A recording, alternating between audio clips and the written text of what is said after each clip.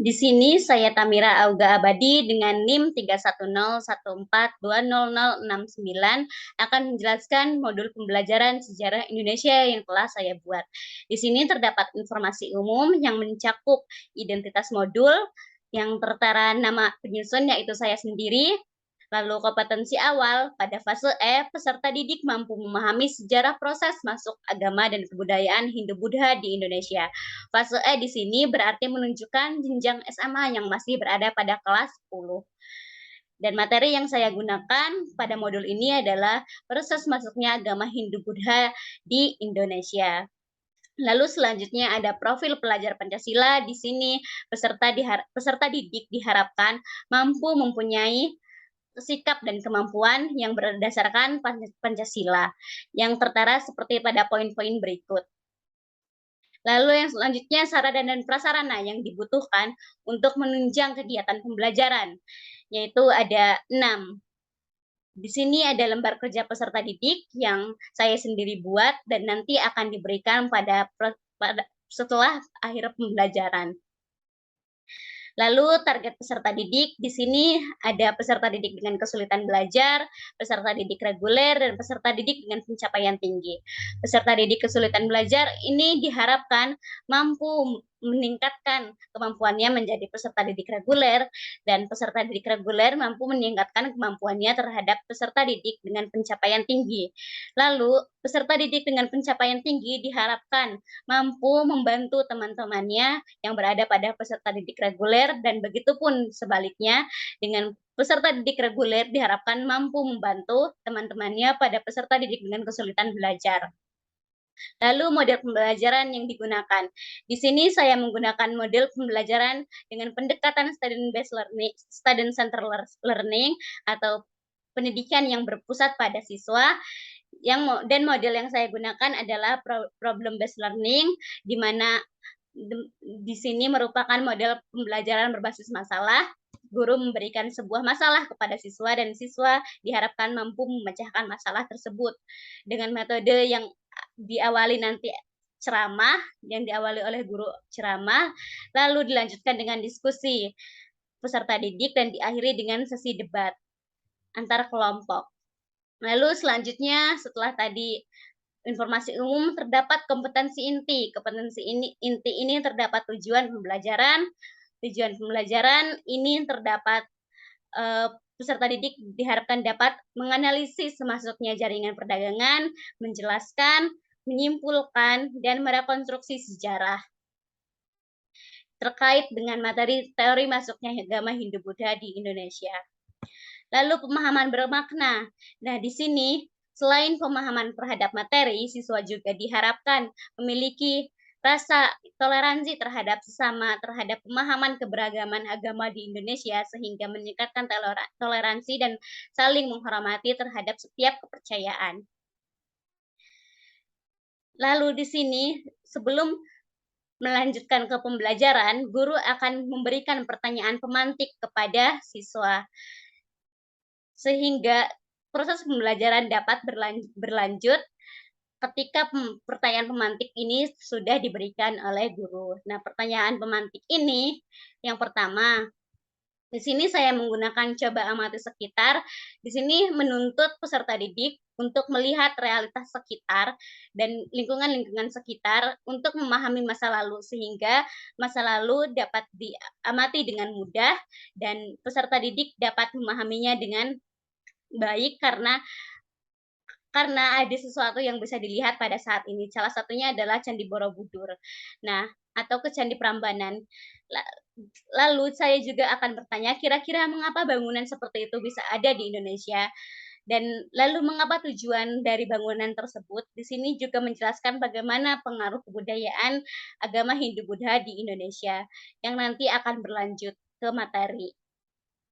Lalu yang selanjutnya ini ada selain candi-candi tadi, amati sekitar kalian yang tidak asing dengan pertunjukan wayang, karena kita sebagai bangsa Indonesia, negara Indonesia pasti tidak asing dengan kesenian wayang yang merupakan proses akulturasi dan kebudayaan dari agama Hindu-Buddha. Dan diharapkan dengan contoh-contoh tadi, candi dan wayang, peserta didik dapat memahami dan juga dapat mencerna materi pembelajaran dan bagaimana sih agama Hindu-Buddha tadi. Lalu pertanyaan pemantik yang ketiga, apakah di sini ada teman-teman yang beragama Hindu atau Buddha atau teman lalu saya melanjut bertanya, teman-teman semuanya tahu tentang Pulau Dewata Bali? Ya, pulau tersebut mayoritas penduduknya beragama Hindu. Lalu saya akan bertanya lagi, kira-kira mengapa sih agama Hindu bisa dominan di Bali dan mengapa pula agama Hindu bisa ada di Indonesia? Dan dengan contoh-contoh tadi, agama Hindu di Bali, lalu pertunjukan wayang, dan juga candi-candi, di sini menampilkan peristiwa masa kini yang akan dikaitkan terhadap masa lalu sehingga diharapkan dapat menarik perhatian peserta didik dan meningkatkan kemampuan peserta didik terhadap memahami sejarah. Lalu persiapan pembelajaran, di sini guru mempersiapkan PowerPoint dan LCD, lalu diharapkan siswa membawa smartphone dan memiliki jaringan yang memadai, lalu guru memberikan salam. Nah, untuk kegiatan pembelajaran yang terdiri dari 3 tahap, yaitu pendahuluan 15 menit, nanti kegiatan inti 60 menit, dan penutup 15 menit dengan total 90 menit. Di sini kegiatan pembelajaran, guru memberikan salam dan siswa menjawab salam. Guru mempersiapkan sarana prasarana pembelajaran dan menyiapkan bahan ajar. Salah satu siswa memimpin doa, guru memeriksa kehadiran siswa. Nah, siswa di sini menjawab pertanyaan pemantik yang telah diberikan oleh guru yang telah tadi saya paparkan. Lalu guru memberikan motivasi dan semangat kepada peserta didik. Motivasi di sini sangat penting dilakukan sehingga peserta didik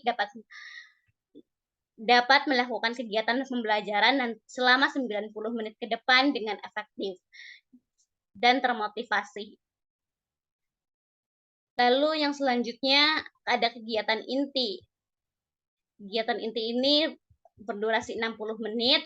Di sini diawali dengan siswa memperhatikan penjelasan guru selama 10 menit dan lalu guru tersebut nantinya akan membagi siswa menjadi 5 kelompok dengan masing-masing kelompok 1 yaitu mendiskusikan teori masuknya Waisya dan kelompok kedua Brahmana, kelompok ketiga teori Kesatria, kelompok keempat Sudra dan kelompok kelima teori arus balik. Nah, masing-masing kelompok ini akan mendiskusikan teori yang sesuai dibagi oleh guru tadi. Kelompok 1 membahas teori Waisya, bagaimana kekurangan dan kelebihan teori tersebut. Dan tentunya setelah memasuki sesi diskusi, setelah masing-masing kelompok mendiskusikan bagaimana masing-masing teori tersebut, lalu nantinya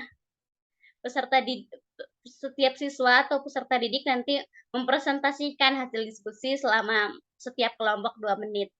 Dan untuk kegiatan diskusi tadi berlangsung secara 10 menit dan mempresentasikan seluruh 5 kelompok yaitu 10 menit dengan total 20 menit. Dengan tadi guru ceramah 30 menit.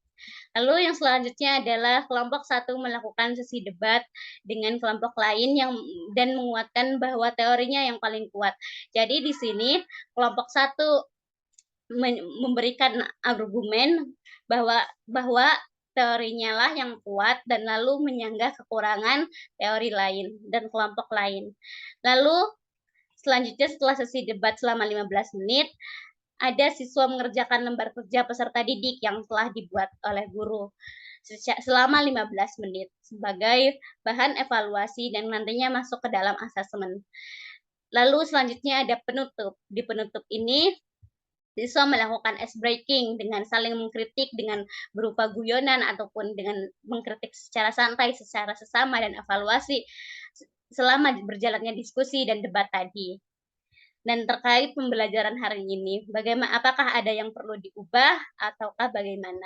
Lalu yang selanjutnya, guru memberikan arahan, penilaian, dan menyampaikan evaluasi, serta meluruskan penjelasan terkait materi teori masuknya Hindu-Buddha selama sesi diskusi dan debat. Nah, di sini guru mencoba memberikan arahan ataupun memberikan meluruskan penjelasan jika tadi ada peserta didik yang salah menyampaikan argumentasi ataupun teorinya. Lalu di sini siswa menyampaikan kesimpulan hasil pembelajaran pada saat ini, lalu guru memberikan kesimpulan dan refleksi mengapa pembelajaran ini penting dilakukan dan kaitannya terhadap kehidupan sehari-hari. Di sini guru memberikan refleksi kepada peserta didik bahwa pembelajaran saat ini sangatlah penting dilakukan karena dengan memahami materi ini kita mengetahui bagaimana proses keberagaman di Indonesia sehingga meningkatkan rasa toleransi dan gotong royong dalam diri peserta didik. Lalu selanjutnya sebelum menutup, guru juga memberikan motivasi lagi kepada peserta didik agar peserta didik juga terus belajar dan mengasah kemampuannya, dan guru membereskan peralatan dan siswa akhirnya memberikan salam kepada guru, dan begitulah akhir dari pembelajaran tersebut telah berakhir.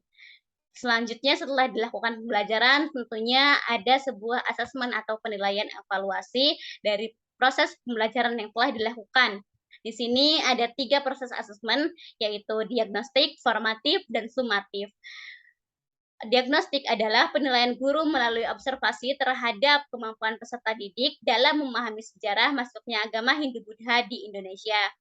Formatif adalah sikap dan keaktifan peserta didik, tampilan debat peserta didik tadi, dan tampilan presentasi peserta didik, serta tadi jalannya diskusi. Lalu asesmen sumatif adalah penilaian pada tes uraian peserta didik untuk pendalaman analisis terhadap materi yang telah dipelajari. Asesmen sumatif ini yang nantinya bagaimana menilai dari lembar kerja peserta didik yang telah diberikan guru.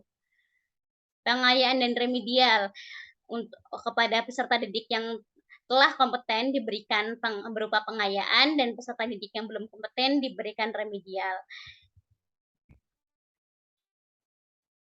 Refleksi peserta didik dan guru. Di sini peserta didik dan guru sama-sama merefleksikan kegiatan pembelajaran dan evaluasi bagaimana pembelajaran tersebut telah dilakukan dan apakah harus ada yang diperbaiki untuk pertemuan selanjutnya. Dan di sini ada lampiran. Lampiran di sini ada lembar asesmen. Lembar asesmen diagnostik ini ada pertanyaan pengantar. 1. Apakah saudara pernah mendengar masuknya agama Hindu-Buddha di Indonesia? Jika ya, dari mana? Lalu buku atau studi literatur yang dibaca untuk memahami masuknya agama Hindu-Buddha di Indonesia, mengapa ini dimasukkan? Karena jika peserta didik memiliki pemahaman atau bacaan buku atau studi literatur yang memadai, maka bisa kemungkinan besar siswa tersebut memiliki pemahaman yang baik terhadap materi yang telah dijelaskan tadi. Lalu juga di sini juga jika peserta didik telah mendengar teori masuknya agama Hindu-Buddha, berarti peserta didik benar-benar menyimak bagaimana pembelajaran yang telah dilakukan tadi. Lalu apakah materi yang ketiga, apakah materi masuknya agama Hindu-Buddha penting dipelajari dan mengapa? Nah, di sini pentingnya untuk mengetes peserta didik apakah mereka benar-benar tahu apa esensi atau inti dari pembelajaran pada hari ini dan mengapa sih penting untuk dilakukan. Jika mereka paham dan maka akan mendapatkan kriteria penilaian sangat paham, netral, tidak paham, dan sangat tidak paham. Nah, di sini juga menanyakan apakah masih perlu didiskusikan lebih lanjut. Nah, sangat paham, netral, tidak paham, sangat tidak paham.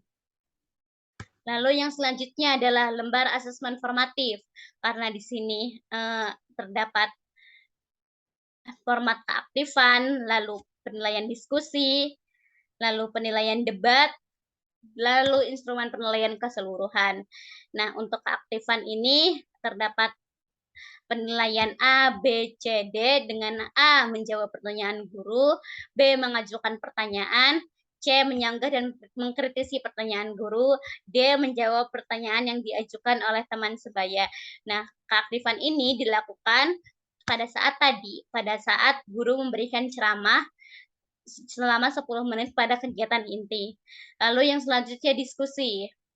Diskusi ini untuk kategori penilaiannya ada penguasaan materi diskusi dan penyampaian pendapatnya, dan sikap menghargai dan mendengarkan pendapat orang lain, mengkritisi pendapat teman, mempresentasikan hasil diskusi. Nah, di sini dengan skala 1 sampai 100 dengan masing-masing kriteria penilaian lalu dijumlahkan, dan yang atas pun sama dengan skala 1 sampai 100. Lalu di sini penilaian debat. Penilaian debat yang penilaian A mengkritisi pertanyaan dan pernyataan kelompok lain, lalu B kemampuan berargumen dan pemahaman materinya, C sikap menghargai argumentasi orang lain. Jika peserta didik terlihat menjatuhkan kelompok lain secara personal, dan itu akan mendapatkan penilaian yang buruk. D gaya bicara. Di sini gaya bicara jika memiliki gaya bicara intonasi yang baik dan gestur yang baik, maka akan mendapatkan nilai yang baik. Dan nantinya ini dijumlahkan dan dirata-rata skor total. Lalu untuk instrumen penilaian keseluruhan, skor total keaktifan, diskusi, debat tadi dijumlahkan dengan jumlah total rata-rata. Lalu yang selanjutnya adalah jika tadi sudah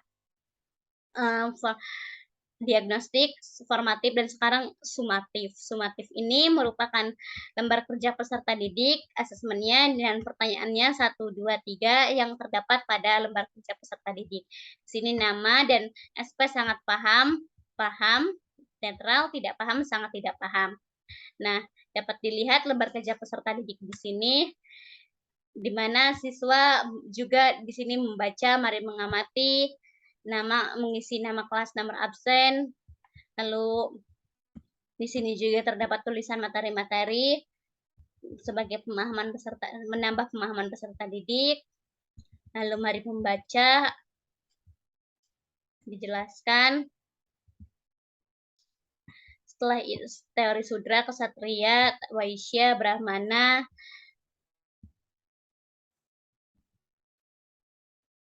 Lalu setelah itu mari bernalar. Nah, pertanyaan-pertanyaan inilah yang nanti akan masuk kepada asesmen sumatif. Yang pertama, menurut pendapat saudara, teori manakah yang paling kuat mengenai masuknya agama Hindu-Buddha? Berikan penjelasan mengapa teori tersebut bisa kuat. Lalu saudara menganalisis sendiri bagaimana proses masuknya agama Hindu-Buddha di Indonesia. Lalu kedua, menurut pendapat saudara, teori manakah yang paling lemah mengenai masuknya agama Hindu-Buddha? Berikan penjelasan mengapa teori tersebut bisa lemah. Nomor 3, lihatlah sekitarmu, berikan contoh peninggalan masa Hindu-Buddha yang masih di sekitarmu. Berikan penjelasan mengenai peninggalan tersebut, bagaimana masyarakat memandang serta memanfaatkan peninggalan tersebut, dan bagaimana proses akulturasi atau asimilasi, serta mengapa hal tersebut berkembang hingga sekarang. Di sini diharapkan peserta didik dapat mampu untuk melihat kondisi sekitar, bagaimana sebenarnya sejarah ini memiliki keberlanjutan hingga saat ini, dan perubahan ataupun keberlanjutan hingga saat ini. Di mana peserta didik akan memahami bahwa hasil kebudayaan Hindu-Buddha pada masa lalu ternyata berdampak kepada masyarakat Indonesia hingga saat ini. Lalu untuk jawaban, di sini peserta didik dapat menulis jawabannya. Yang terakhir, yang bahan bacaan pendidik dan peserta didik. Di sini bahan bacaan guru menggunakan buku teks dari pemerintah kurikulum 2013 yang diterbitkan dalam tahun 2014, dan juga buku Sejarah Nasional Indonesia jilid 2, dan juga siswa membaca buku paket yang telah disediakan oleh sekolah dengan membaca-bacanya. Buku teks ini digunakan oleh siswa pada saat siswa tadi melakukan sesi diskusi. Pada saat sesi diskusi tersebut, siswa menyusun berdiskusi, dan untuk memperkaya argumentasi ataupun pengetahuan, siswa membaca bahan bacaan, dan juga siswa juga mencari dari internet, dan juga bertanya kepada guru jika diperlukan. Lalu glosarium. Di sini terdapat istilah-istilah. Istilah yang pertama arus balik. di mana orang Indonesia lah yang aktif penyebaran terhadap agama Hindu-Buddha. Waisya adalah kasta dari agama Hindu yang merupakan seorang pedagang, Brahmana adalah pemuka agama, Ksatria adalah bangsawan, dan eee, Sudra adalah tokoh-tokoh buangan seperti, rakyat-rakyat biasa. Lalu akulturasi adalah percampuran kebudayaan yang mana budaya aslinya masih terlihat, pembe buda pep pembentuk kedua budayaan tersebut masih terlihat. Lalu daftar pustaka di sini menggunakan Sejarah Nasional Indonesia Jilid 2 dan buku Kemendikbud 2014. Sekian, terima kasih penjelasan dari saya tutup akhiri. Wassalamualaikum warahmatullahi wabarakatuh.